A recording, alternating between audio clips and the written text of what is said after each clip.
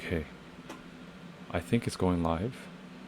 I have no idea where the chat is, so there it is.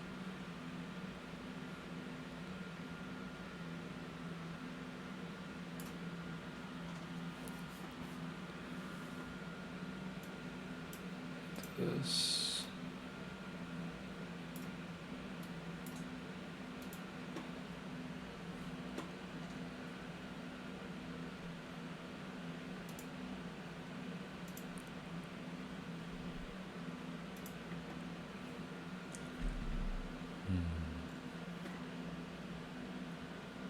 Okay, there we go.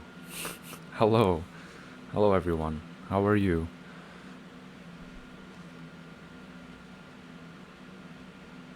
Ah, don't cry. Hello, hello, hello. There's many people saying hello.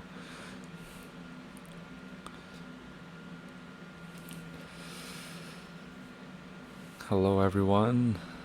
It's nice to see you. Today is very nice in Toronto, and it's a great day to live stream and to catch up with you guys. Is this channel ending? Hannah Lee, no. It's just a few people are graduating. I'll explain it a little bit as I mention who's graduating. And yeah, I'll be taking questions. If you have any, please send them and I'll read them through slowly. Cause I don't want to snap you in half, Gable Soup. This is thanks for everything. I hope everything goes well. Thank you, Sayunta Dotson. All right.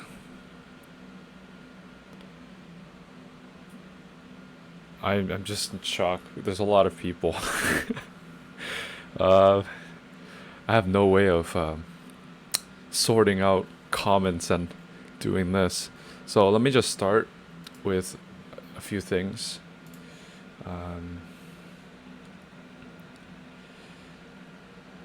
All right, I'm sort of a grandpa when it comes to technology, yet I know how to use OBS. It's the weirdest things. Okay, so here it is.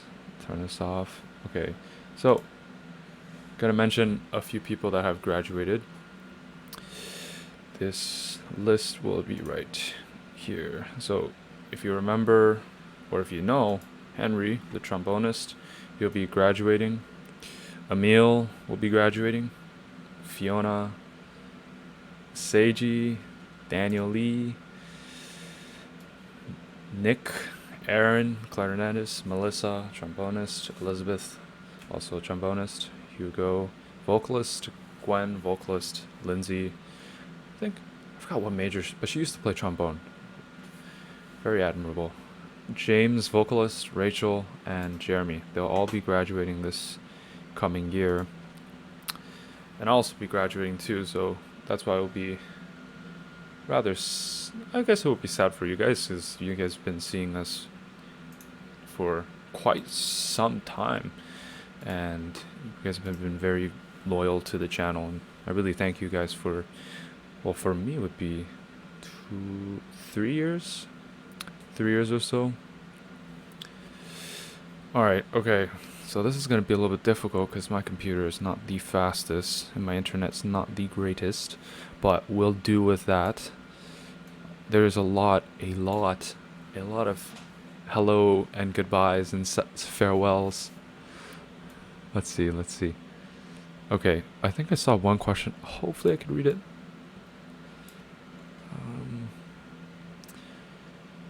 The best addition to... Thank you, Michael.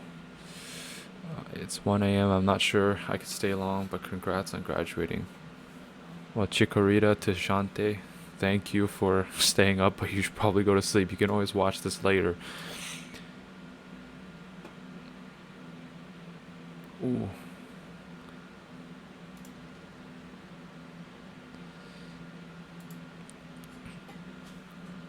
Alright, this is just... This is gonna be really funny because I can't really see your comments because everything's loading so slow.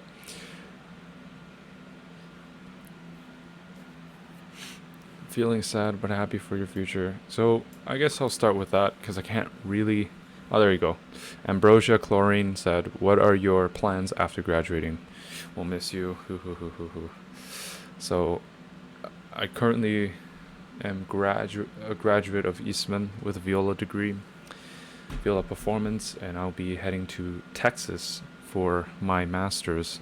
Hopefully, after master's, I can pursue a doctorate, because I do see a need to improve the pedagogy or the teaching of viola.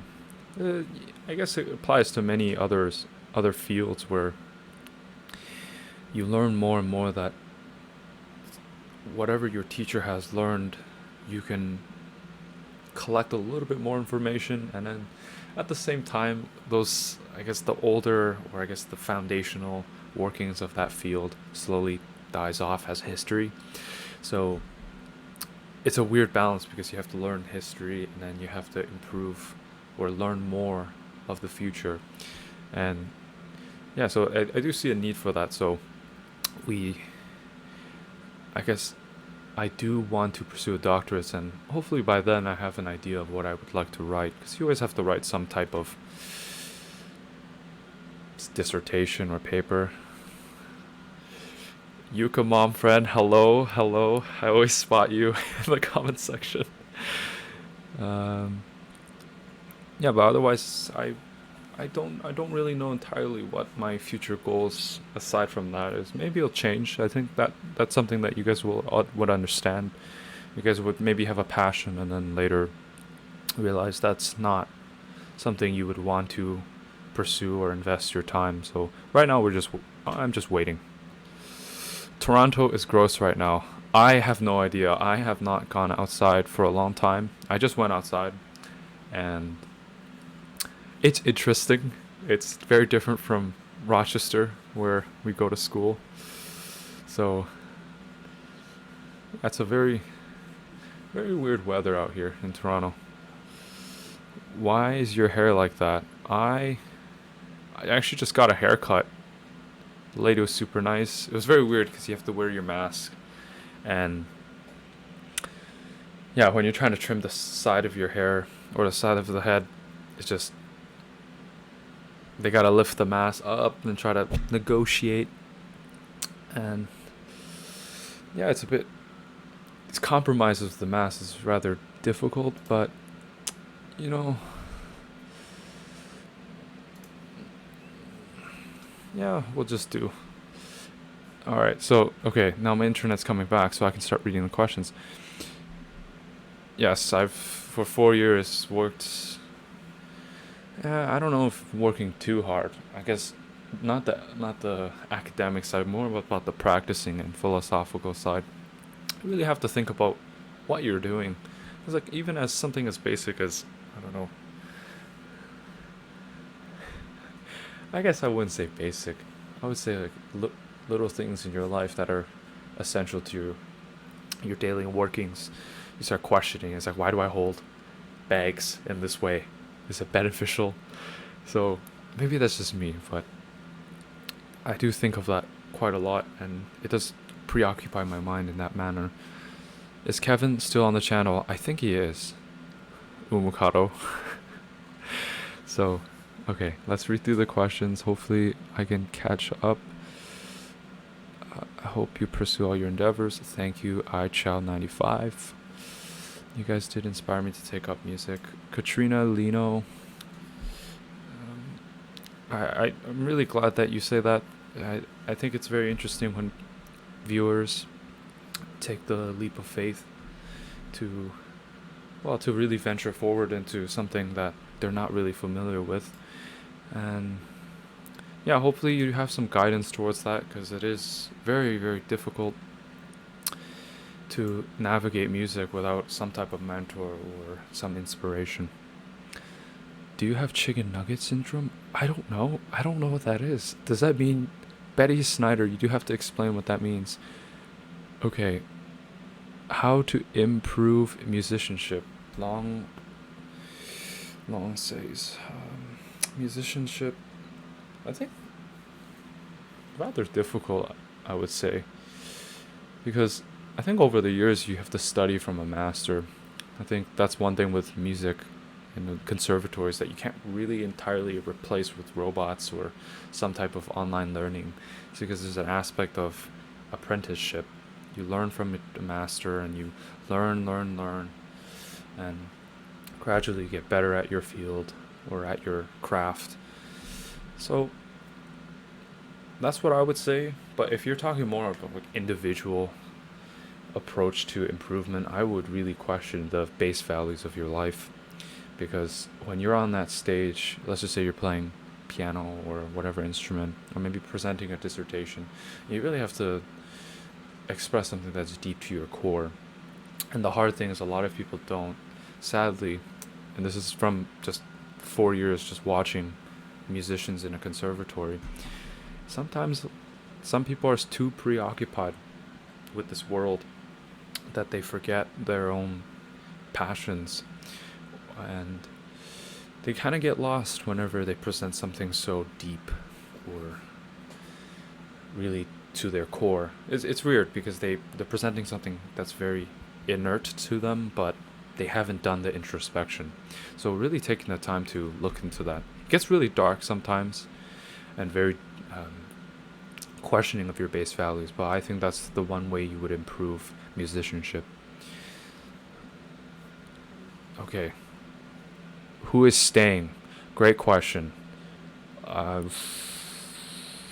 I don't, I'm telling you, I do have to be honest, I do forget people's names when I go and leave the area. So I'm right now in Toronto, and I'm not in Rochester, and I haven't seen the classmates for quite some time. So if you can do me a solid, I, I do some I guess process of elimination. I'll say the people who have graduated one more time, and then try to figure out who's staying. Maybe someone will drop it. Maybe Uma will mention it later. How are you? This is from Laura. That is a very interesting last name. Clearskoff. How am I? I'm doing quite well. I'm quite excited to do this live stream. Texas people, hello. I know the COVID cases are quite dangerous there, but it'll be all right. So y'all starting your own channel, Nostalgic Chris. I actually do have a YouTube channel. I just use it for my audition tapes for schools, and then yeah, I just drop the weird stuff sometimes, just whenever I feel bored, and then I just make a YouTube video. Are you staying? Oh, Umu's gonna stay. For Mira, who's asking that, yeah, she's going to stay. She's the one that pioneered this channel. Okay, what's your favorite song that you reacted to? I think one person that we do promote quite often is Cacophony, but I think for pretty interesting reasons. I think a lot of her backstory is given out, and she did make a lot of connections to us, reaching out to us and ask us questions, and we also got to ask her questions, and I think developing that friendship really made reactions much more interesting. And that's something that I do miss from larger groups like Day6, XO, BTS, G Friend, Red Velvet. The list goes on. It's harder to connect with them, even though, let's just say, you pay those very expensive and hopefully worthwhile tickets to those, I guess, those one-on-one meetings with these groups. Hopefully you build a connection with them. I think it's a bit difficult because of the mass of, I guess it's the mass of the audience. And with Cacophony, I think it's just when she was starting out, I think that's when we caught up with her, and I think Cacophony's music is pretty interesting. And yeah, that's one of the question before was like, how do you improve musicianship? That's what I would say about that, because she did a lot of introspection of her past, and also her, I guess, you could go deeper. It's like your possible regrets, your future. So like questions that you would ask on a live stream. So yeah, it's a lot of introspection done with her, and I think that's one of my favorite people to react to, because I think It's pretty evident, I think, when you watch my face. I get a little bit more serious because I think there's an investment that we have already established since, I guess, from the not the beginning of our career, but maybe the jump start from there. Do you plan on teaching music as a job? Kimi Manalastas. Yes, hopefully so. Are you planning to make another Twitter account later? It was fun following. Natasha. Those years are, well, I don't know how, maybe it was last year. I think it was just such a weird thing. I made that Twitter account, I think for reasons to challenge myself to use my brain at at a higher capacity because I think a lot of the times I get bored. So I just use that as a challenge. And it's like, okay, like explaining a group and trying to expand on my, I guess, the palette. So with your recommendations, like, oh, react to this, it's like expanding your palette, and then expanding the palette of explaining these artists. And I think that's a very difficult challenge. And I think I got to a point where I was like, okay, I see where it is. So I took it down, and then I realized that, yeah, you know, Twitter is pretty scary sometimes. I think for me it was just, I think it made me, I wouldn't say Twitter itself. I think it was the way I approached Twitter. I think it got to the point where it's like it got a little bit addicting to go for a higher level of speech, higher level of interpretation. So I did have to take a break, and the only way was to just officially just stop the chat. Oh, well, not the Twitter account. Okay, all right. So I do speak a lot, and a lot of the questions just fly by really quickly. And okay, are you a fan of any K-pop group? Yes, I am. I am a fan of a few. I would say, well, mentioned before, Cacophony. I would say Red Velvet. I think, well, G-Friend, yes. Their recent song title track was quite interesting, Apple. And the B-sides, I haven't had the time.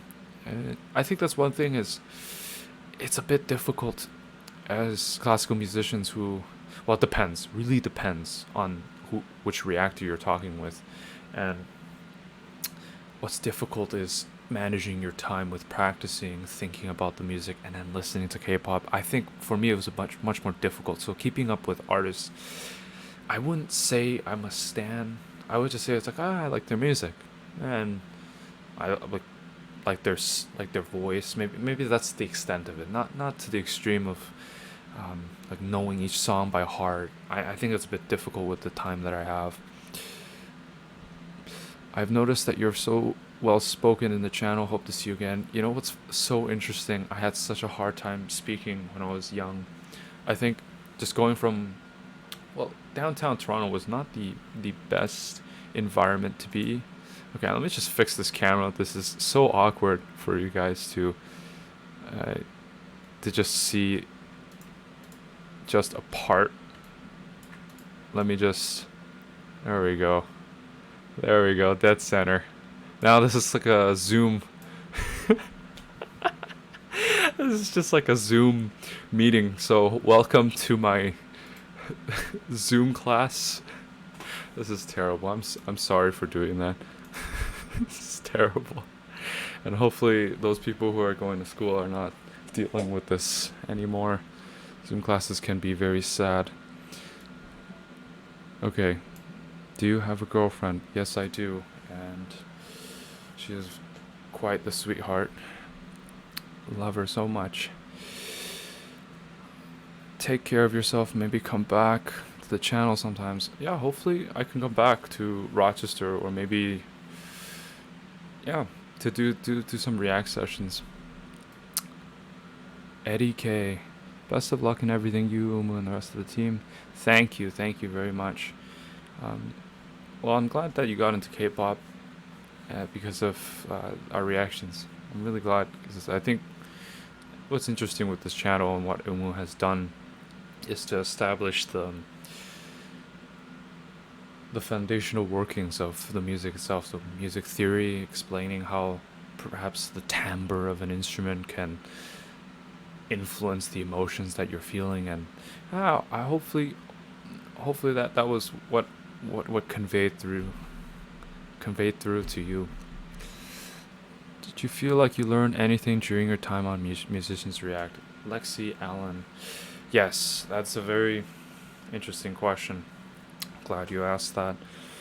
I think what's hard with being a classical musician is sometimes you have that elitist mindset, which is oh my my precious classical composers are so high and they're so complex. I would never stoop down below for pop. But I never really thought of it like that. I think it was just I didn't have enough exposure, so I never really touched on pop music.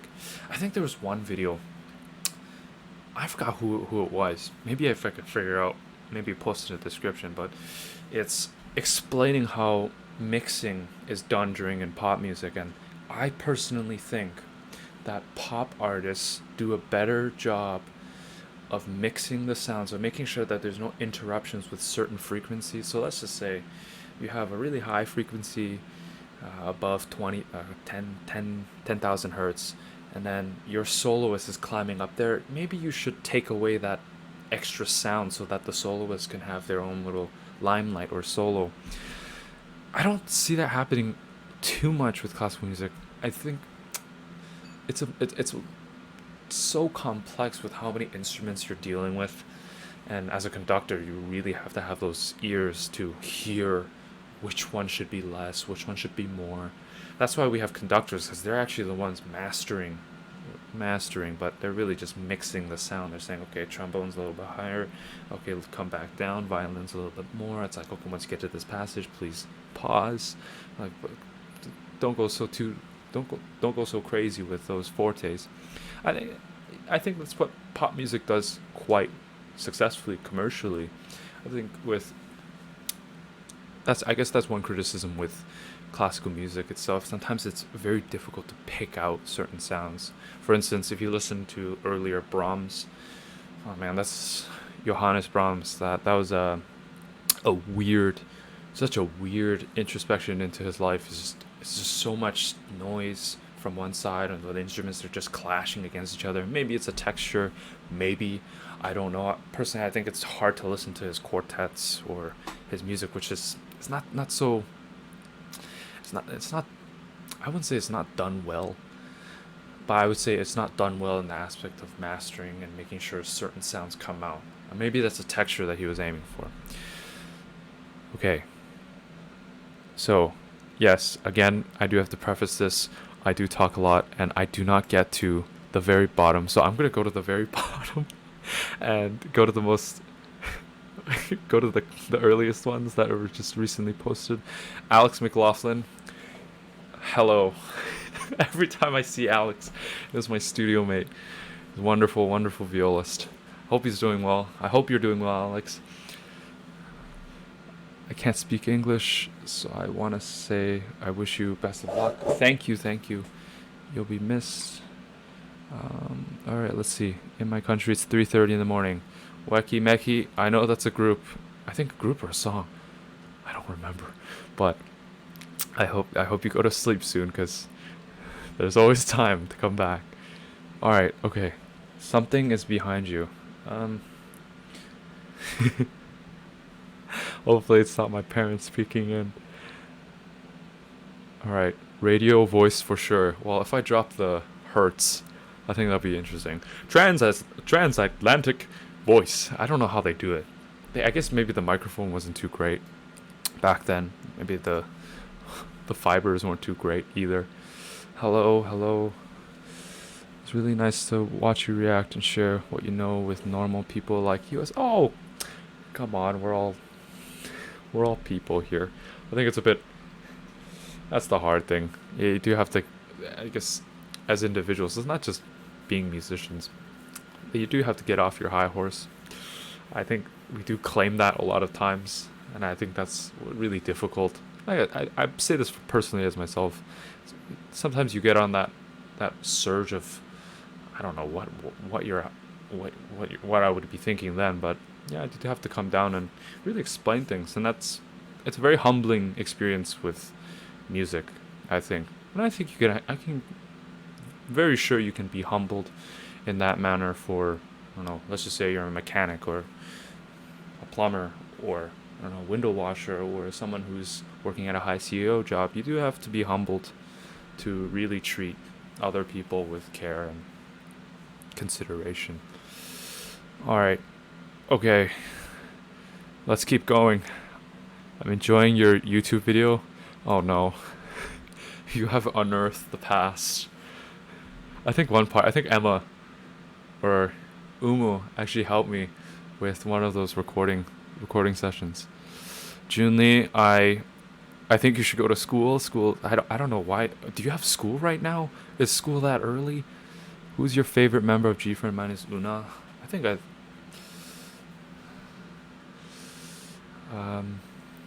yeah, I would say Una. It really depends. I think it depends on the day. They're all really great vocalists. I think it's very difficult to pose that question. All right, what's your favorite food and what's the best meal that you can cook? Taiwanese beef noodle soup. I don't know what I could cook best. I think for the longest while, I think I can cook chicken breast quite well because I was thinking I was on a chicken breast and broccoli diet for exercising and just maintenance of health. I guess. All right. Okay. Let's keep going. Keep going. Keep going. Keep going. Thank you for the ones that are for the people who are saying that I should. Well, for wishing me the best for going abroad. It'll be interesting. I don't know what's going to happen, especially with the whole lockdown. I think it's nice that the government is taking measures. I think there's also just too many confusing news. It doesn't matter which side you're on. I think it's way too confusing with the whole coronavirus. It's like, do you go outside? Do you don't? It's like, or do you wear a mask? Or is it not deadly? It's like, look, there's people dying, but then there's also people that are just fine. It's just like, okay, like, because we all have very different immune systems, so I don't know. I don't want to place my bets on I'm okay because I've never had never had a great immune system. Okay, Zoom call with Isaac, Stray Kids dance tutorial. Hello, hello. Yes, this is a Zoom call, everyone. This is so bad. Oh man. Are you going to be helping with recruiting the next reactors at all? Do you want recommendations for underclassmen to start reacting? Stray Kids dance tutorial. I think that's a bit difficult. I think especially with the whole COVID-19, it's just you can't really meet anyone, and I think everyone has experienced this in the same manner. It's like I joke about Zoom, but really that's the only way I can communicate. Like for example, I attend church. I have wonderful friends at church, and I can only really meet them over that, and it gets it's hard, I would say, and yeah, I think it would be difficult to recruit people, especially now. I don't know. We'll see. We'll see. Well, thank you for asking that question. It's a very important one to address. How you started classical music. You know how that started? My mother is a bass teacher and a bass student at one point, and she studied at Eastman School of Music and studied with, if you guys know Cloud, her professor is also the same professor that taught my mother. And so the professor has been there for a very, very long time. And I guess my mother just played a lot of music as a pianist and a bassist and played a lot of opera. And I think that's what started me first, or brought me into the classical music world, was listening to a lot of opera. Congrats on your graduation, my boy. Thank you, Alex. All right, okay. There's a lot of questions. I would really like to spend some time to address all of them. Okay. All right. Favorite fast food chain? It has to be Chick-fil-A because I don't go there too often, and it's just been very, very delicious in general. All right. Okay.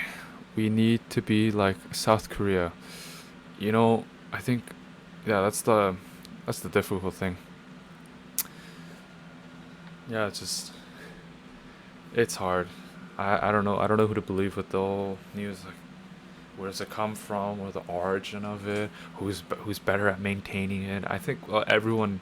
I think that's a.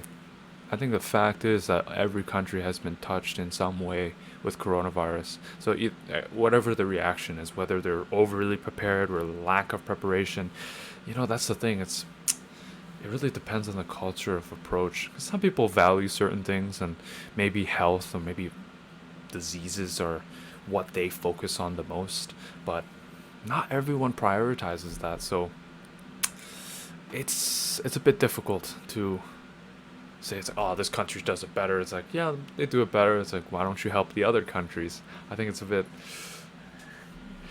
questionable. Johannes Brahms. Only one person would comment that. I am okay. Isaac, you start listening to some K-pop groups after your reviews. I think,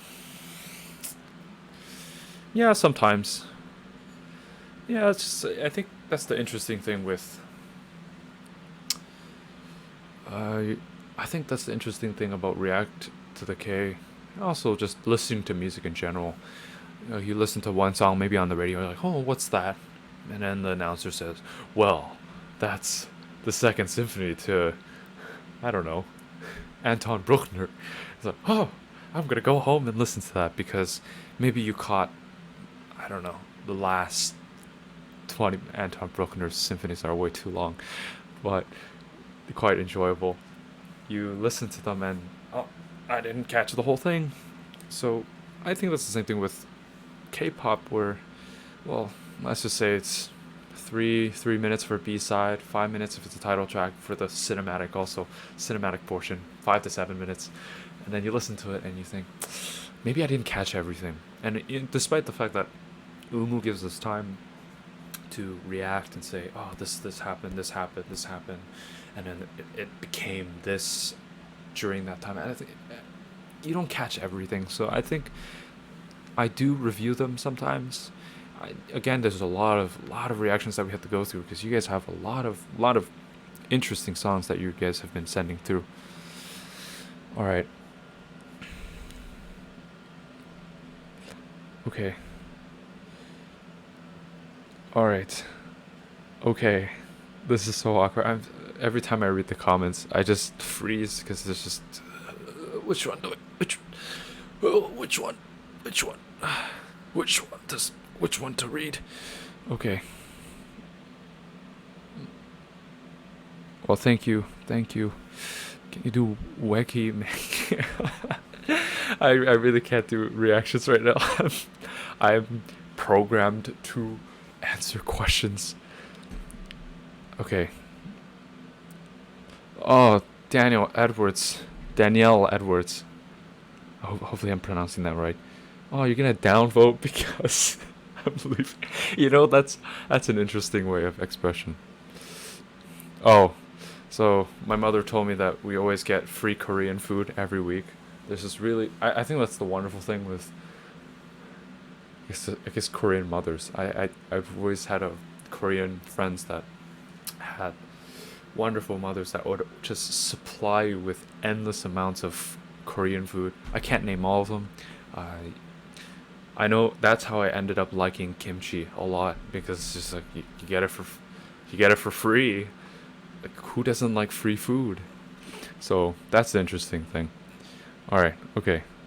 Is there any underrated classical pieces that you would recommend? I really like classical music, but I listen to the same composers all the time. This is Matilda.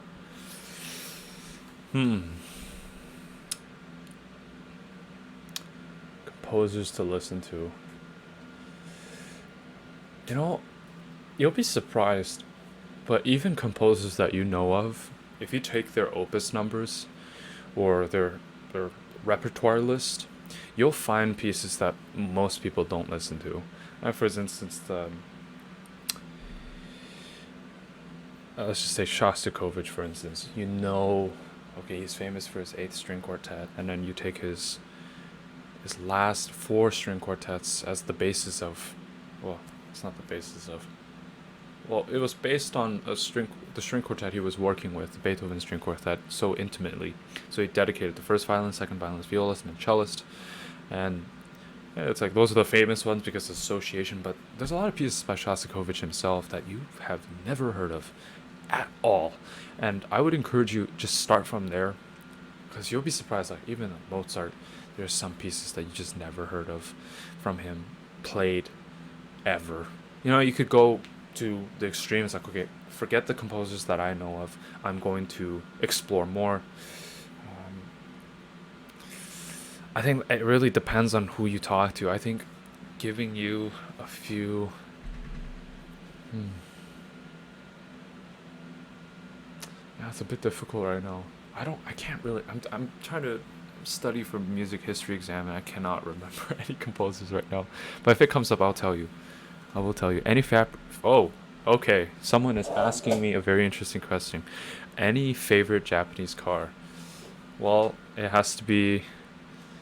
Well, I think old Hondas.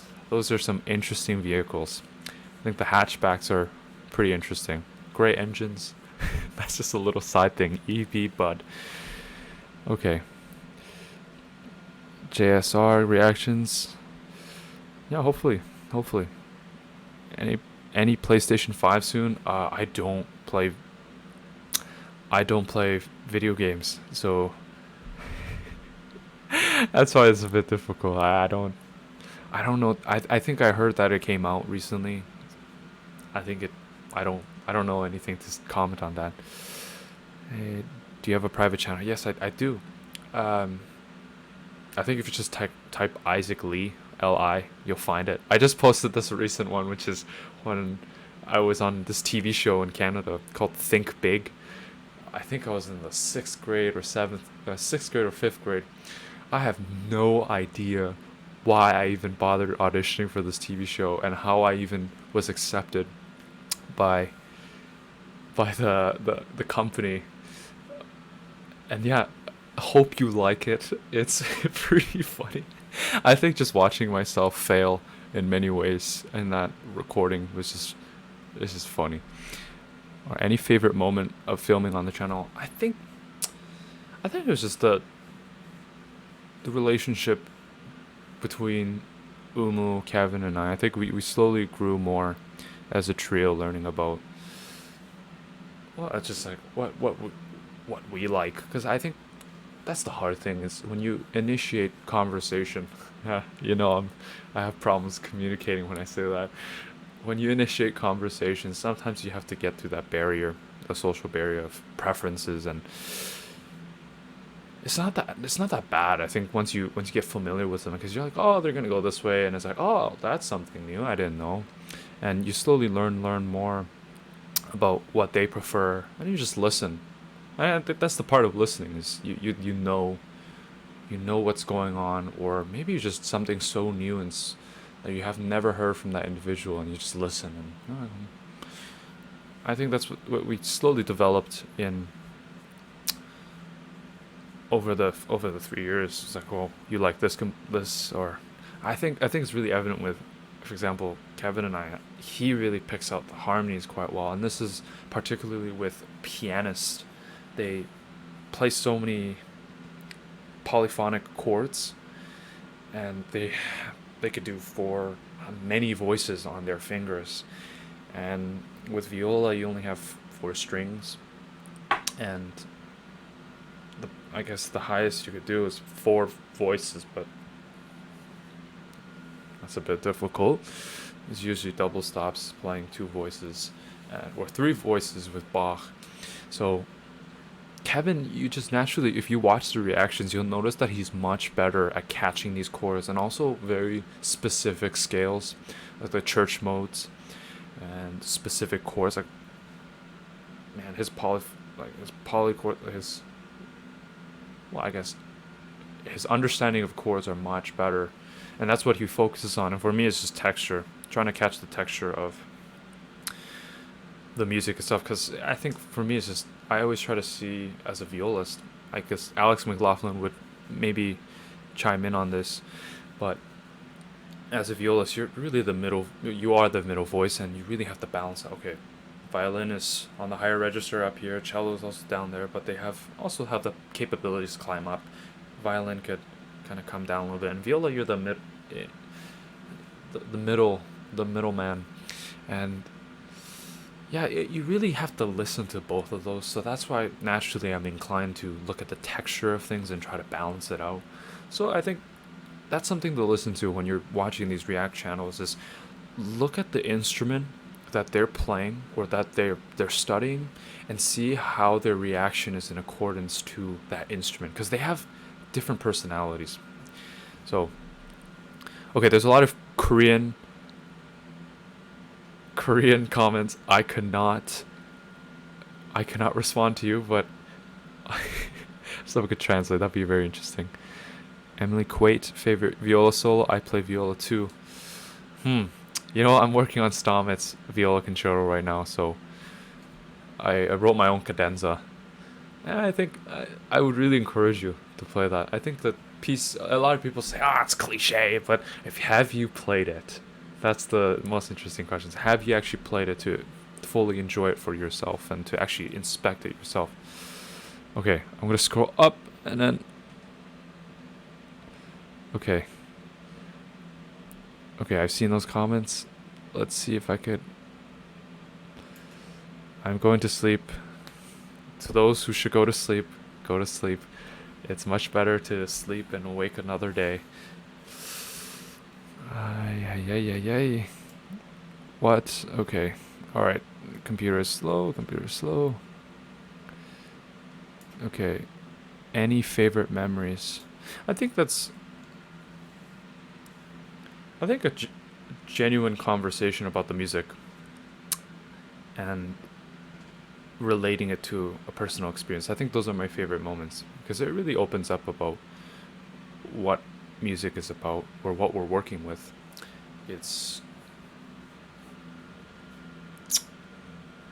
I always explain this analogy, but for example, you take a TV show, it's always the same way. They take, let's just say, a basket of apples in the middle of a room. You have one character that takes the apple and just says, I love Gala apples or Granny Smith apples. They love this one. And then another person comes in, they just look at it with absolute no interest at all. It's like, I don't want to eat. And then another person comes in and they take the apples and start juggling with it.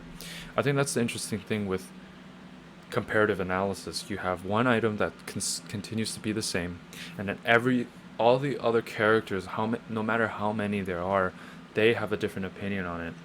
So for example, what I just gave you, the first one is someone who actually is quite knowledgeable of the differences with the apples. The second one would be, well, maybe they're just not hungry. Maybe just they don't care. They don't care about apples. These are the assumptions that are made when you see these characters unravel their characteristics. And then the third one, they're juggling. Maybe they like to joke around and they like to perform for other people. So that's the same thing with music and reacting to music. You might have an opinion, but someone else also has an opinion, and it reveals more about their character.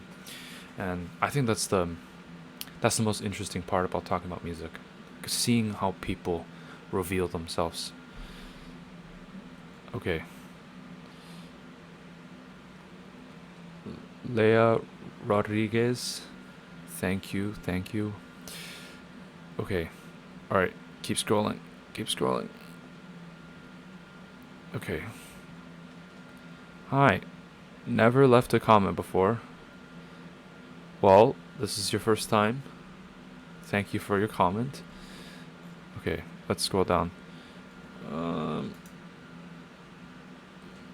Man, if you could see just how this is just... I don't know if you ever had those really old computers back in the day when they were just bricks. Well, not even a brick. It was literally a house. Oh, that's a song, I think, Brick House.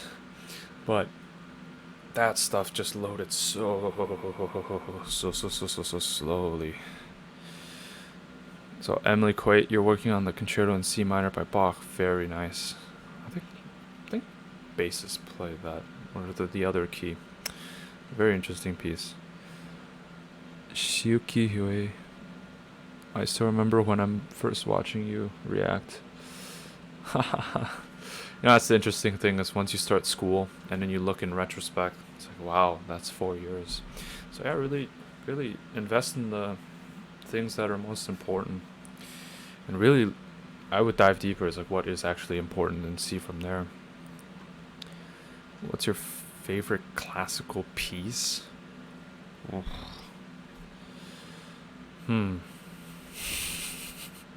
I think it would just have to be something from Bach. It's just that's one thing is when I do take a break from listening to a lot of music, Bach really comes back. I guess because of nostalgic and past reasons.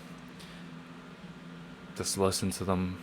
I think any of his piano pieces or anything on the light side. Chopin with his nocturnes, that's always quite pleasing to listen to.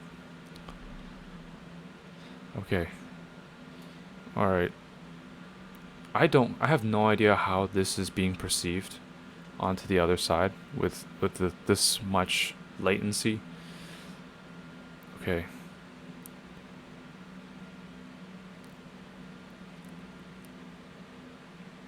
Okay. Let's keep going. Okay. I think some people said are other reactors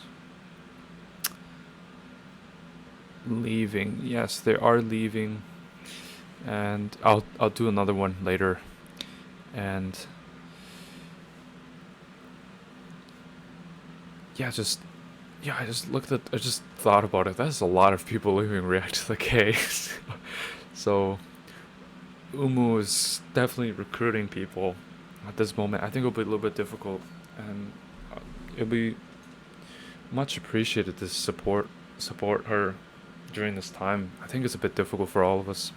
It's like whatever you're doing, it's quite odd, I would say. Is that, well, how is Umu going to recruit members when maybe they don't come back to school? Right, and I think that's the interesting thing with the recruitment process. I think Umu would come up to us and say, "Hey, you're a musician." It's like we're classmates, and then it's like, "Do you want to react? Do you want to listen?" And it's kind of, it's like I'll do it because we're friends. And then I think after 3 years, I realized like, oh, I was in React to the K for 3 years. So it was kind of like that, and now it's a very different process because I guess once you graduate, you're not really so close with the years or the schoolmates that are come in because they're not your same year, and it's hard to relate to them unless they know React to the K, and we'll see how that goes. Okay. Yaka the Fee, thank you for the update. Is there a K-pop song that you found very musically interesting but didn't like? I think that would be overly saturated songs, because I think there's an overload that would occur in my brain that I just cannot understand. But there's an interest in it, but I just didn't like it. I think it would be difficult to name. I think a lot of times when I react to songs, they kind of come and go. That's the difficult thing, because you're dishing out. It's like, what's the most important here? Okay, here, whoosh, out onto YouTube for you guys to listen to. I think it's a bit. Yeah, I cannot give you an answer as of the moment. Okay. Wait, he's leaving. Didn't realize it was. I think that's the interesting thing. You kind of just read goodbye. It's like, what does that mean? Where is he going? Would be considering hanging out in Discord, even as a regular member. I don't know what Discord is. If I remember from the very, very old times when I used to play League of Legends in high school, I think Discord was then. Maybe it's like a calling. I am so out of touch.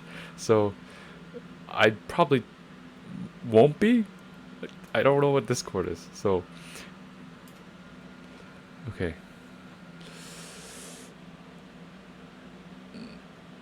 Okay. Okay. The stream is running well. Oh, there's a lot. That's the interesting thing with React to the K. You get to meet all these people all over the world. You don't necessarily get this same experience with maybe, I don't know, 10, 15 years ago, where when you try to make a phone call to, well, for example, I would make a phone call to my grandparents, and it's just static everywhere, and you just kind of get by with, oh, I love you, I miss you, and now it's like, yay, you can engage in a normal conversation over text, and you can communicate with others.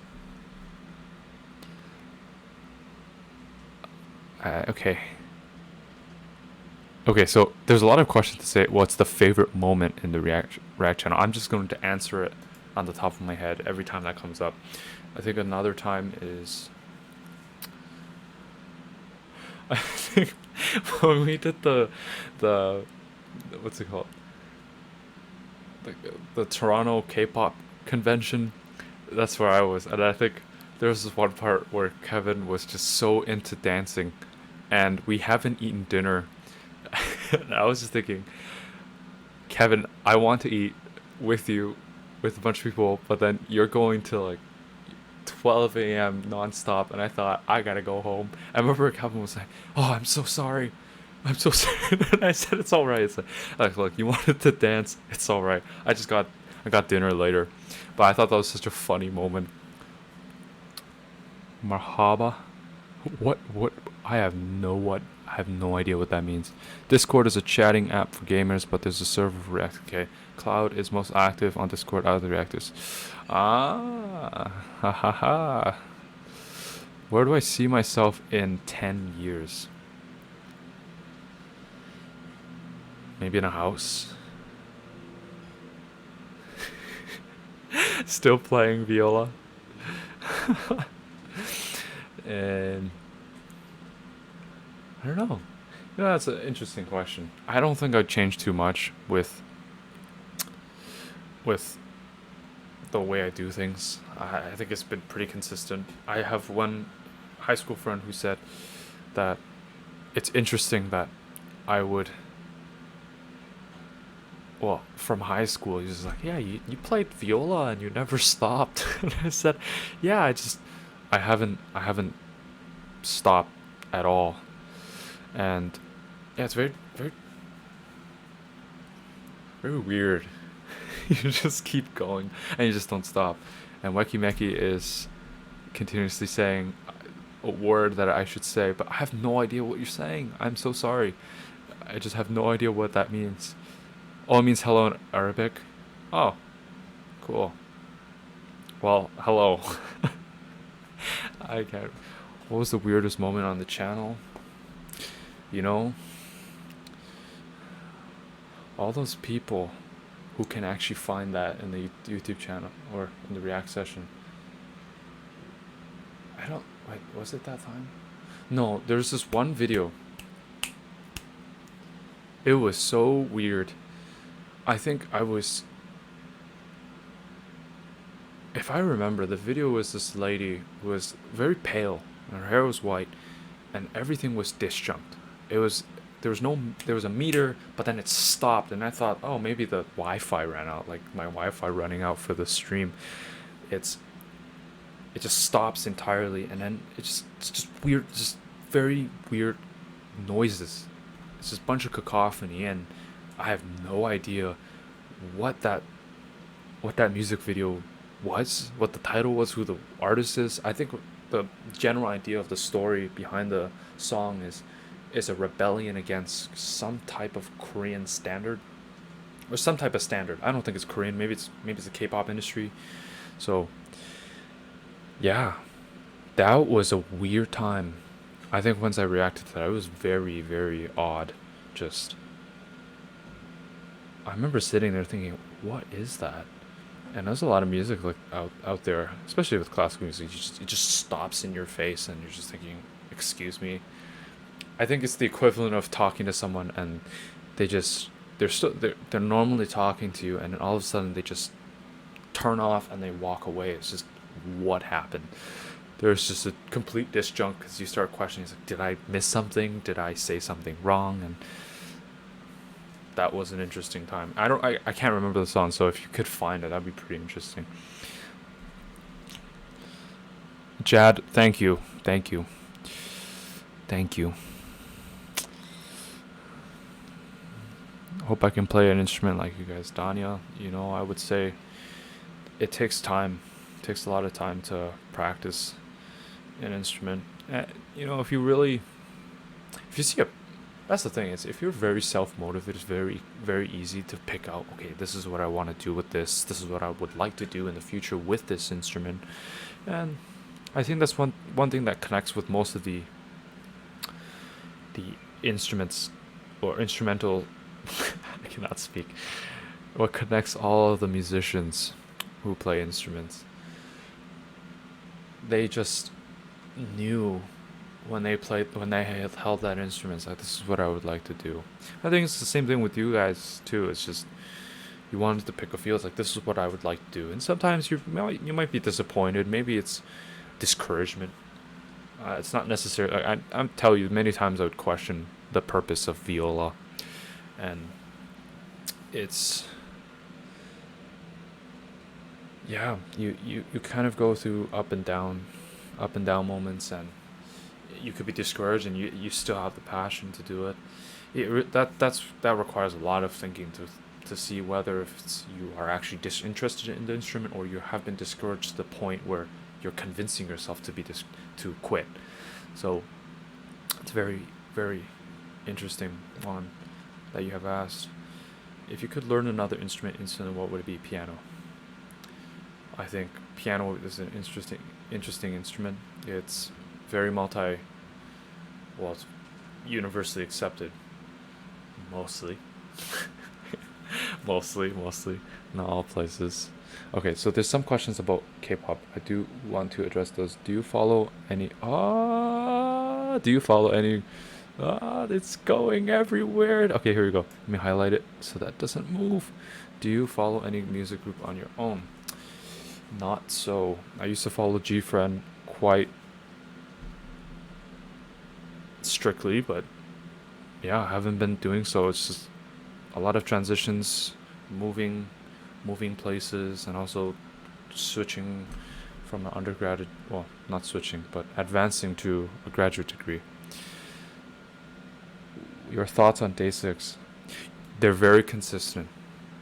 They have a very consistent sound that delivers very, very, the type of atmosphere where you would be sitting on a porch where you have no cares for, I don't know, the stress that you might have for the whole week. You just sit there, you listen, maybe you have a cup of tea, and the sun's just nice and warm. Not terrifyingly too bright. And that's what I would say about Day 6. It's just a nice day out in the park or on your porch and drinking a cup of tea. I love how you Kevin compliment each other. Kevin is a very interesting man. He's very, very bright individual. I think him and whenever we work on collaborative works, especially with viola and piano, he has a mind to think. And that's the most interesting thing, because we would talk about React Channel a lot and how it influences our performance when we play. And yeah, we do have very interesting conversations. I really hope that he can pursue his passions and that it works out. That his talents could be used in a manner for the community. A very bright man. As an artist, sometimes it's tough to realize the value of what you're doing. I think that's sincerity is very valuable. Yaka Defi, you're right.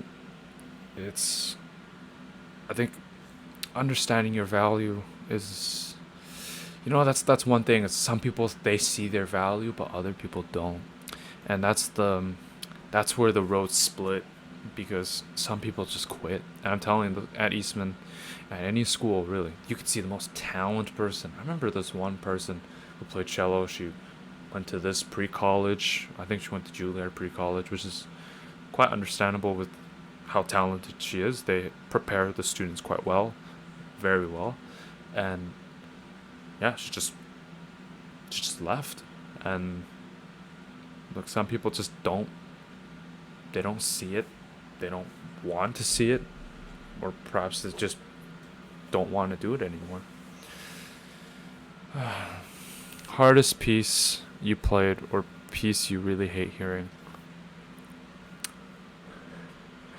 Bartok Viola Concerto. For those violists out there who have to play it for auditions, oh boy, I'm so sorry. It just sounds the same. Like either you sound like Kim Kashkashian, or you don't. It's so sad how a lot of people have become this. I'm not saying for everyone, because I have heard performances where that has been played very well, but I think there's a danger with how most musicians are due to peer pressure or just pressure in general. Because their need to succeed, their need to push the envelope of themselves, they forget to take a little bit, not even a little bit, like just a little bit of time to think about, why am I playing these two notes in this specific fashion. And it becomes very monotonous with all the other interpretations, or it's all the same, so it becomes one interpretation, and it's based off a recording. And it becomes for example, I think my professor mentioned it in this fashion. It's called the warhorse pieces, where, for example, I think Joshua Bell, he came to our school to play. It's quite controversial whether he should come or not, but he played Max Brooks Violin Concerto Number 1, and it's a piece that he played ever since he was a kid. You watch his video when he was a kid, and he plays it very spectacularly. And yeah, it's weird how he continues to play that piece over and over and over. And he has explored, so he has the repertoire that he knows very well. It's called the warhorse pieces, and he jumps out. It's like, okay, I'll do this from red violin, or I'll make this piece, or I'll touch here. But he has pieces that he's most comfortable with, and that can dish out revenue. That's what he does, and those are the pieces that he would stick to. And sadly, with those, you stagnate over the years, and you notice this more and more when you listen to classical music, is that they start to stay in the same area. Now, for example, I was watching a video about Epic Mealtime. I don't know if you remember that YouTube channel that was just feasting bacon after bacon. They're just making these extravagant meals that just you could not understand why they would put so many calories into their mouth or into their stomachs. And I remember one thing that brought them down just over the years is just the same thing over and over. Like the laughing joke is, bacon over bacon. And it kind of becomes like that with classical music, but at a higher expense, because a lot of donors, this is just an inside scoop with the classical world, is that there's a lot of rich donors that just love music. And I'm telling you, there's a lot of really dedicated, it would be called stands, like your donors are stands into the K-pop world. And they're so consistent in paying you to do this, to do that, to do what they like, which is exactly what you're doing. So you'll always have a group of people. It's almost like the price curve, where it's like, okay, the more detailed and more precise it is, or more specific, you'll have a smaller percentage of people that actually understand it. That's the same thing with K-pop. It's like you have your stan groups, like there's just a general base, but then there's like, I would not say cult, but I would say a very dedicated group of individuals. Depending on how you see it, I think it's up to interpretation. It's a bit okay. All right, so I'm gonna stop right there. John's banana choked me. Help. Isaac looks like Brett's brother from Two Set Violin. I have no idea how he looks like, but the more I look at myself, and then compare it to other Asians, I look a little bit similar to them. So, I think that's one difficult thing is when people say, like, I can't tell the difference between Asians. Like, same here. I can't help. I wouldn't say it's a whole race thing. I think it's just, even for me, I haven't been around with a lot of Asians, I guess, in Toronto or even Rochester. I just haven't had too much exposure.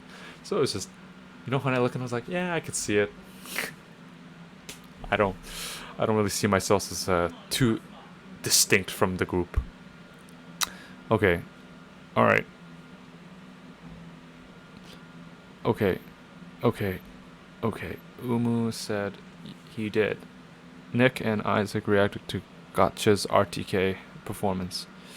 Aha! Very nice. Okay.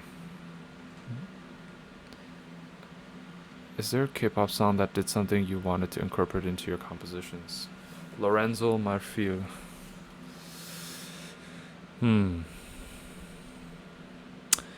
I think just the idea of laying the groundwork of the atmosphere. So knowing when to prioritize certain voices. So for example, the reason why I like G-Friend particularly, if you listen, whether you're a stan or not, one interesting thing with their group is the way the person who's mastering it, the way they put it out, or whoever composed it, they have a way to portray each and one of them, the 6 members, in their own light, yet synonymously bring it together in harmony with everyone else. And that's an interesting thing with K-pop that I would like to incorporate more into. Just hit the mic, hopefully that's not too loud. That I would like to incorporate to classical performance is, for example, as a violist you have to play with other instrumentalists who, well, they're not violists, they're violinists and cellists and maybe a pianist, and yeah, it's difficult to portray your own voice as the violist because the frequency is just, it's so awkward. I'm telling you, this instrument is the most awkward instrument I have ever seen, heard, played, just experienced. It's such a weird instrument. Everyone has to die down to microscopic levels just so the viola could just you could call out their little voice. So I think trying to balance things out and also being a negotiator to other people and asking them, it's like, hey, I cannot play too loud because of so on so you have to be a very great negotiator. And I think that happens a lot with the K-pop industry. You do have to negotiate, especially with large corporations. You have to know how to negotiate and place your ideas up front. Okay, all right, I'm going to the very bottom. TBH, K-pop is a cult. Oh man. Alright, John's banana choked me, help. Well, you brought it up. What are we talking about, Cine Andy? Well, that's the funniest thing is I think one thing that people would comment about me, I think Kevin would agree with this, is just I would start a conversation or maybe I answer, and all of a sudden I'm just on another track. So let's just say if you were to watch this video and you just jumped, you have no idea why we got there, and I have no idea how it got there in my mind, and it's very weird. It kind of just, you're on a train. I'm on a train track that just, as a viewer, you just see me just switch trains. It's like switch lanes, and you'd be so confused as to why that is even, well, first of all, it's like, how is that even possible? What is making all these connections? So yeah, I do have to preface with that. Okay, donor as a stand, yes. it's a bit scary when they say donors, because I think about whenever you go to the hospital, like, would you like to register as a organ donor? I don't know what's going to happen to my organs. not in a selfish way. I just don't know what the condition is. Like maybe you think I look fine on the outside, but maybe I have a giant hole in my liver or something. It's just, well, it's by then you'd probably be very evident. Haley Elizabeth, thank you so much for all the profound philosophical and insightful thoughts you have expressed on the channel and this live stream. Best wishes to you and your future. Thank you, Haley, and I'm glad that those ideas and those characteristics have been beneficial to you. Thank you. Yeah, a lot of people are leaving. Okay. All right. Go to the bottom. So I do have to say that I do have another engagement to go to. So at 8:30, I do have to close the live stream. Okay. Let me just read these questions. Eris, I'm telling you. You know those people that say, "Oh, we gotta get more subscribers." I'm telling you, 200 right now is so difficult to manage. Like, people give so much, it's so much heat on K-pop groups. They say, "Oh, they don't notice me," or "Oh, they could do this, they could do that." I'm telling you, like for this channel, even for this live stream, for 200 people, that is a lot. Just imagine, real people, 200 of them, in your house. Can you manage that? That is some skills that you need, right, in speaking, in conveying your voice to a crowd of 200. That's a hefty group. Like 200 right now is already hard, and that's one thing.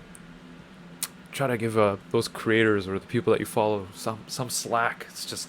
It is hard to reach, I don't know, a million people. Just imagine that. That's a small nation, or a large nation, I would say, from the perspective. Have you ever had a teacher who drained your passion for music because they pressured you or their teaching style didn't work for you? How did you deal with that? Very great question. I do have to bring it back to, I think, last summer. I won't mention the name out of respect and also privacy. I studied with one professor who we do not speak the same language. Now you think it's a bit crazy. Oh, you speak English, I speak English, but I'm telling you, language is such a cursed. It's such a cursed entity.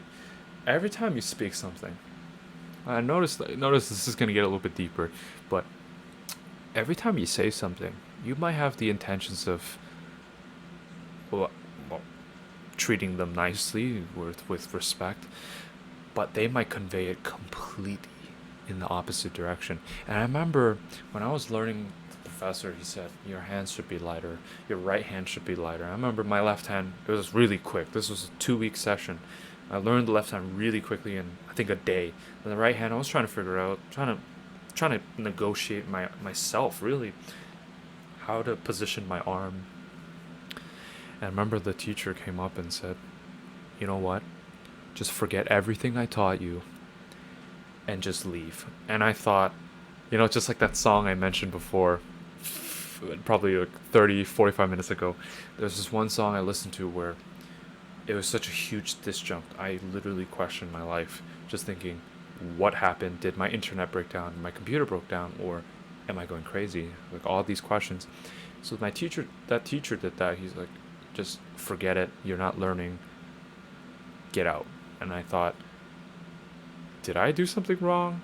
I was so confused that day. And I remember I had to play in studio class that day too, in the afternoon. I remember I played, and he was so enamored at my performance. He was just so confused how I was able to do the technique that he was asking me to do. And for those, I think it was 2, 3, 4 hours, 2 to 3 hours, where I was practicing in between the lesson and then the studio performance, I managed to get whatever I can to perform at the best I can, even though my mind was being pressured, thinking you're worthless, you're no good, because the teacher would misinterpret your words. So very, very dark thoughts came to my mind because of that. And that's the interesting thing, is because there was a disconnect in some way. And I remember that's the thing with um, Emmy Honey May, person who asked this question. Sometimes that miscommunication might actually be the true revelation of themselves. And I remember that when I learned, after talking to him after the performance I played, I remember he said to me, he's like, you know, I think, no, how did it go? I told him I was trying to understand him. I said, I'm sorry if I did anything wrong or perhaps edged you in the wrong way. But I remember he said, good. You're in a better state now. I remember I was so confused, thinking it's like, you said all these things to me, and I thought maybe I was in the wrong, but it turns out he was in the wrong. And I thought, wow, that was such a weird experience, going through such up and downs of your worth, your self-worth. And then turns out that person was coming out of malice. And it was so weird because he was saying, now you're in a better place. It's like, what do you mean it's a better place? I'm in such distraught after what you said. Just imagine, like, you're in an interview, and then someone comes up to you, they're telling you points, it looks like you're going to get the job, and then they say you get out. It's like, okay. It's like, did I miss something? That would be the equivalent if you have a job that requires an interview. So that was a weird experience, and thank you for asking that question. Like, that is a very weird moment, I would say. Okay, Emily Quaid, fellow violist, see you soon. It's always a small world with music. Okay, Umukado is just going with the comments. Okay, alright. There's a lot of questions. Not sure if you answered that. Why did you choose to study music? Yes, I have studied music. I think it was just, I was not good at anything else. I was thinking about doing civil engineering like most kids at my high school. And I thought, I'm bad at physics. I was okay at math. Music was going fine. I think that was just a weird moment because a lot of peer pressure. Also, just weird expectations from professors, people trying to cultivate their vision of you, and very weird. So I think it's just by what I was able to do well, I stuck to that. Hannah Smith, violists rule the world. Hopefully not. Well, if you try to mediate everything and get frustrated. Okay. Chassis 01. That is a very interesting way to interpret it. So the question, well, the response to the question I mentioned before is maybe he or she pressured you to show the best out of you. See, that's the argument right there. And then Emmy, oh, please don't move. Please don't move. I just saw the question and now it's gone. That is one of the saddest things right there. Oh, man. Okay, I remember okay, they're right there. Okay. Maybe he pressured you to show the best out of you. And then Emma Honey mentioned this. Also, that was a bit of a mindfuck on the part of the professor. Yep.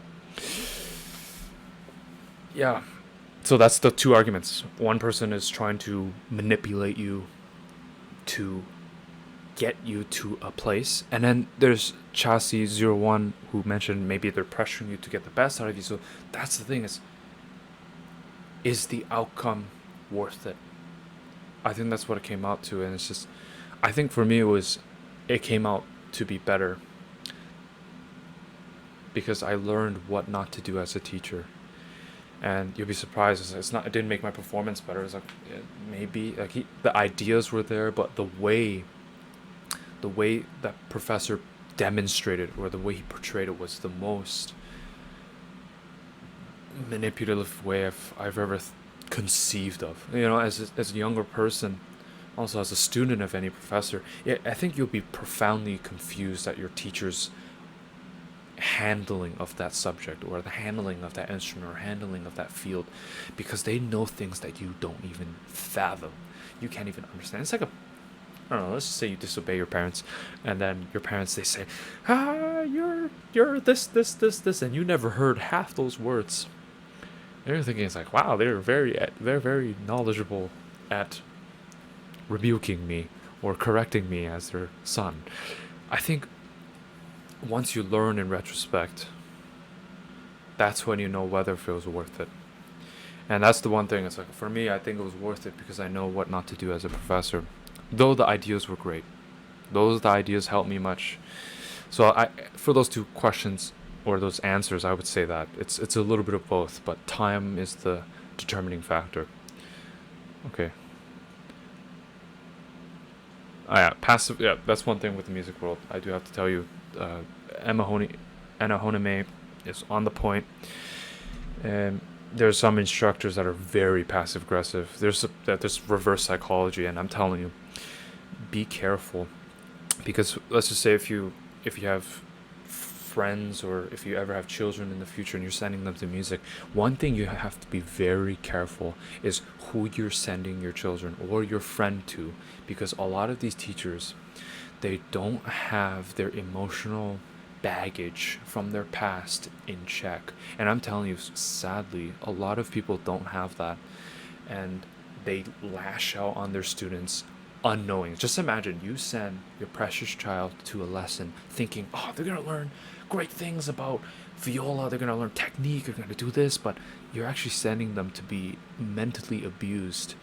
To like some of them, like there's an extremes, like you're mentally abused or you're learning great things, and sometimes it's in between because you don't know, and that's the passage of time where maybe it was worth it, maybe it's not, and then you start thinking it's like maybe people aren't that great, maybe there's so much problems with us.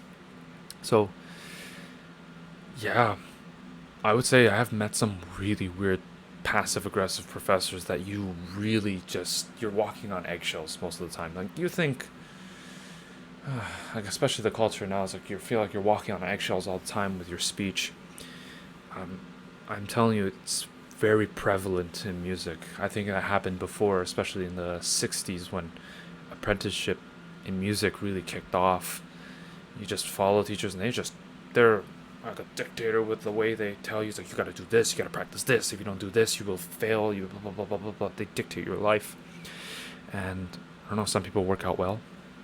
Some people they follow that, and yeah, I would just say, be cautious of who you're working with. I would recommend, if you were sending someone off or your child, be there. Just listen in, take some notes, see, and ask your child or ask your friends, like, do you actually like them, or do you actually like their style, or are they nice to you, or, and then there's a balance. Let's just say they're actually telling you got to practice more, and you're thinking, well, I don't have to practice more because I'm good. It's like, well, then what's the point of studying with the teacher? There's aspect of humbling yourself and knowing your, I guess, your capabilities, and knowing that you need to learn. So learning requires humbling, but there's also an aspect of not being harmed by the professor. It requires some experience. So glad you asked that question. Huge gamble. Words can make or break someone. Jenny Paguyo. Break someone. It could be, yes. That's why you do have to.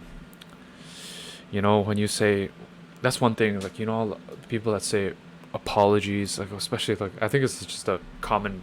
I wouldn't say it's a joke, but I think it's like a common trend with YouTubers. They say something in their past, and there's like their words. They like, that's the weird thing, is they say something in the past, everyone agrees with them, but then because someone has some spite, they thought, I'm gonna hurt them because I'm gonna go through their past and then root that up and bring it to the present and say, ha, you said this. But it's weird because they weren't accusing you back then, and so there's like this back and forth of destroying each other with words. And yeah, be careful with what you put up online, especially now. It's like, well, the way I have to say things,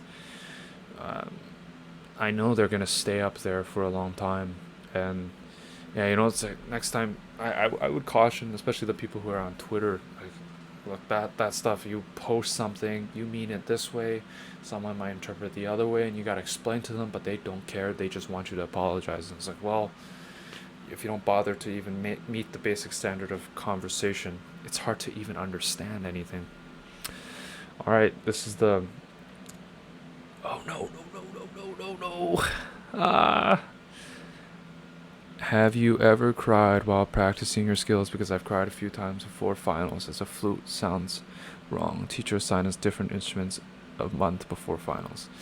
You know, if you grab my instrument, and this gets a little bit personal, but if you could see certain tear marks on the bottom right bout of the instrument, but especially, thank you to my viola maker who cleans it off. But one thing you'll notice with a lot of musicians, they have a lot of tears there, and this is something that not a lot of, I guess personally, I don't think a lot of people catch the details because they see, oh, the varnish is so beautiful, but there's that one corner on the bottom right bout. That's where the tears are. I'm telling you, a lot of people have cried, and part of it, yeah, I'm part of it too. M.A. Honeme, you said, that's such a good point. Learning what not to do for the future is just a struggle to remember your mindset now once you've gained that extra knowledge in the future. That's the idea of pain, no pain, no gain, kind of comes into that, but there's no sympathy there. So, yeah, you really have to trudge through. And sometimes I'm telling you, there's a lot of people that don't make it, and I'm not saying, oh, I'm like a superior being because of that. It's like I'm telling you, just from experience, some people, I make something and they don't make that, or they make something that I can't do. It's a really weird world we live. Danya says, once I tried playing violin, but always getting scolded, so goodbye, I have no talent. Yeah, that's one thing. It's the whole talent idea is just, there's some people that are more, let's just say, they're more inclined. They just do it. They like it. That's one thing. They like doing what they're doing, and they're efficient at it. Some people are just not so. They didn't have the same experiences. That's one thing with the whole inviting, I guess, poorer families who never had the opportunity to play music. Because I remember in my preschool, yeah, I remember there was a violin program, a strings program for people who didn't have money. Like the basis was, if you don't have money but you like music, join, and you're able to join. There's a small string quartet. I remember there are some talented people coming out of the poorer communities, and that's the thing, they never had the opportunity. So that's the one thing, is giving the opportunity at as best as you can, but then at the same time, it's hard to balance because those people did it out of volunteering, and not everyone has the time to volunteer, but there's some people that are out there that are able to volunteer, and you have to make enough money to live, pay your rent, so they have their own business. So a lot of people now, they're saying, like, you need to give more opportunities to lower income families. It's like, look, there's got to be some people that are willing to step up. You got to appreciate those that are already out there, and you'll never be satisfied in this world, especially with those demands, because it's like the perfect. That's when the whole belief system comes in. It's like, well, do you believe that you could satisfy yourself with this world? It's like, some people say yes, absolutely, and some people say no, that you could never be happy. And it's just one from my take on it, and the interpretation I see it, especially with this whole low income community school quartet. You'll never satisfy that need, and it doesn't mean I'm not going to try, or not try to fulfill it, but just to offer the opportunity to poor income or low income families who actually never played music. I think that's always an interesting way, because at least they could think about it.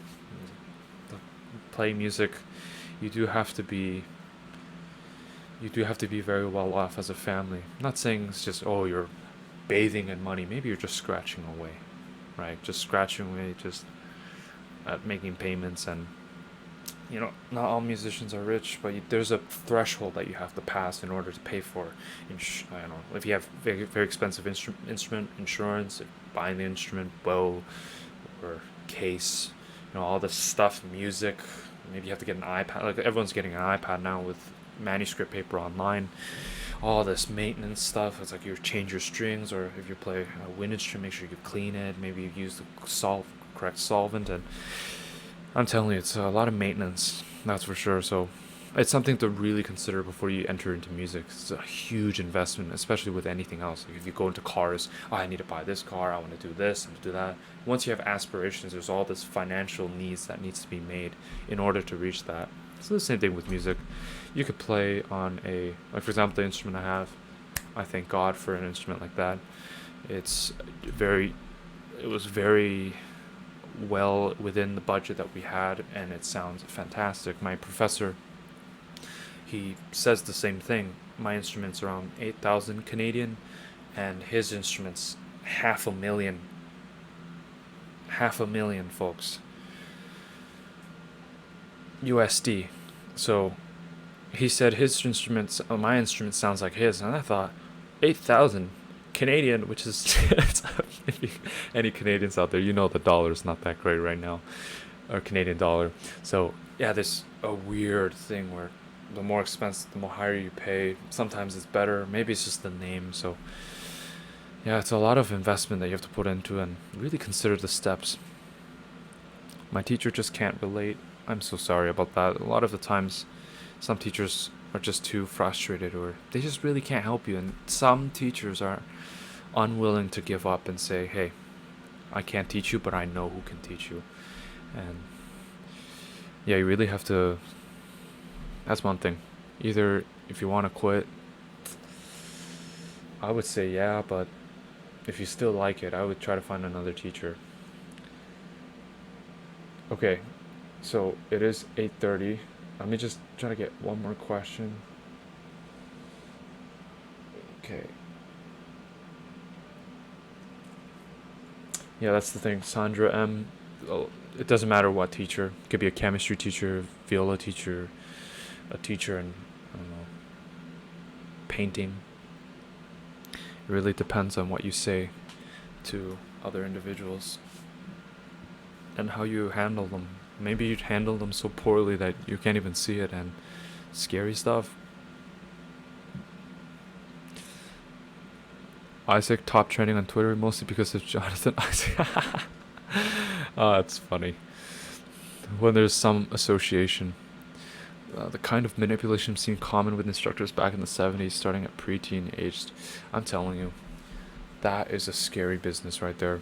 Like, especially when you looked at that, you think they're so talented. Like, just look into Sarah Chang, great violinist that burnt out really fast. She is around the 30s and still playing quite well, but I'm telling you, the amount of stress, pressure, just a pressure cooker on her from parents or donors or people working with her to exceed their expectations. Not saying expectations are bad to think of, but to really enforce it to the point where you become this, you become a dictator of like, you do this, or I'm not going to give you this. And because the student or whoever you're trying to control, because they're so, some people are weaker minded and they can't handle it. It's just, okay, I must obey because there's no other people that could save me out of this. And yeah, there's so much control there. As I've looked into the whole Hollywood scandal with those child actors, I'm telling you, they go through hell just to show you that, hey, I'm a little child on a TV show or on a movie. Blockbuster. It's not even Blockbuster. They're already gone. A Hollywood movie that's top rated #1. Yeah, there's a lot of abuse that goes around with this apprenticeship. You have to be very careful because it really taints the ones that actually care. I wouldn't say, having a master or a teacher is a bad thing. It's trying to find the one that actually cares and would spend the time to invest in bringing you up and not shaming you down. Well, well, that's I guess the encouragement I would say to those who have gone through that, whatever field. It's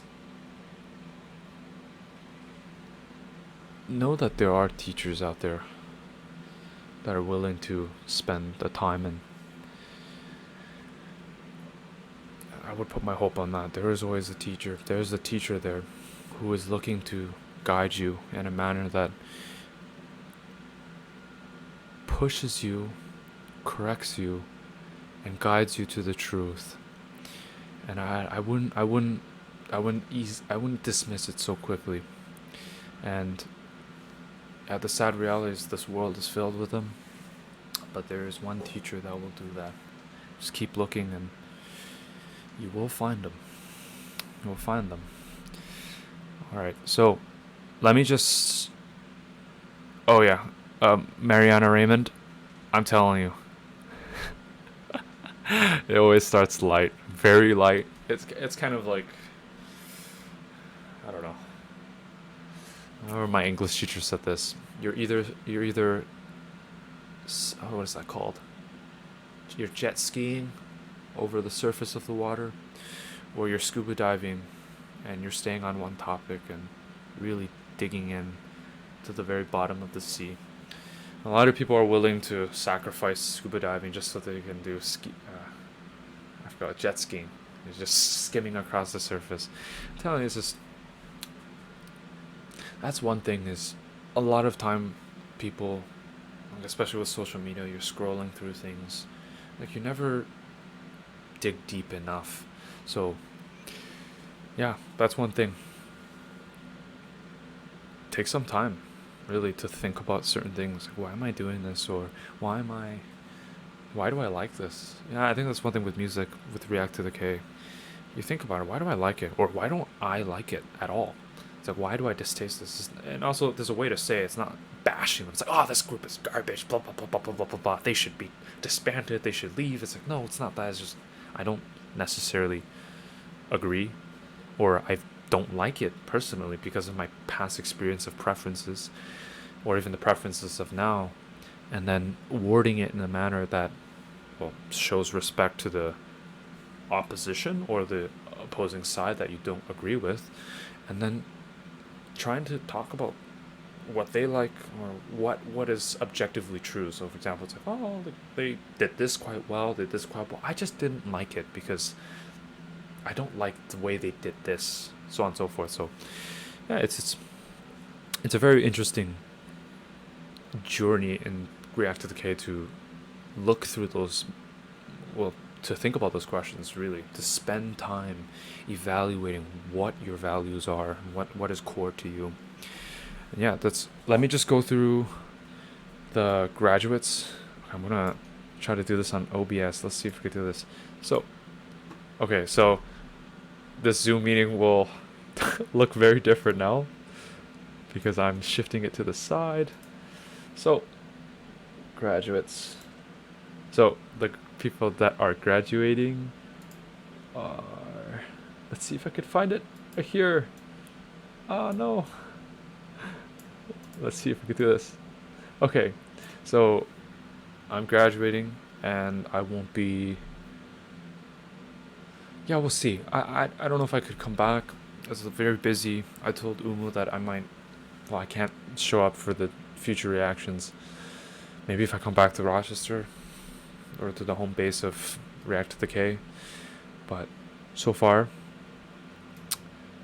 the people that are graduating is Henry, the trombonist, Emile, trumpet, Fiona, French horn, Seiji, jazz pianist, Daniel, classical pianist, Nick, also fellow violist, Aaron, clarinetist, Melissa, French hornist, Elizabeth, French hornist, Hugo, a vocalist, Gwen is also a vocalist, Lindsay, I think she switched to psych major, if I can remember, but she was a French horn player, James, the vocalist, and Rachel, vocalist, Jeremy,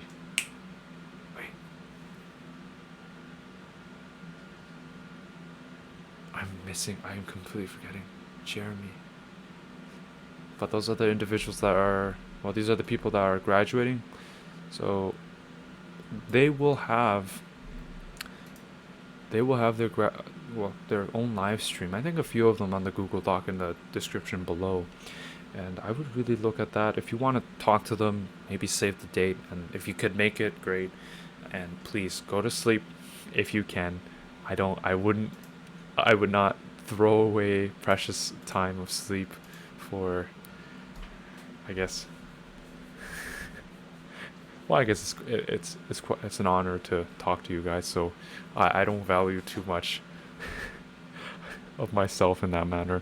So yeah, thank you for the the time you have spent over the years. Thank you for your reactions. I thank you for the support, and I hope that you can continue to learn these values that we're trying to tell you about. Maybe we'll try to not tell you, but more if we tell you, just think about it. It's like, why do I like this music? Well, I guess Jeremy is a vocalist. There you go. So really think about what is the core values of why I like this, or why this is the way I think. Now, is it a matter of changing, or are you gonna stay like that? And it's an interesting journey. So, well, I thank you, and I will find a way to exit, but thank you very much. I will see you some other time. Cheers.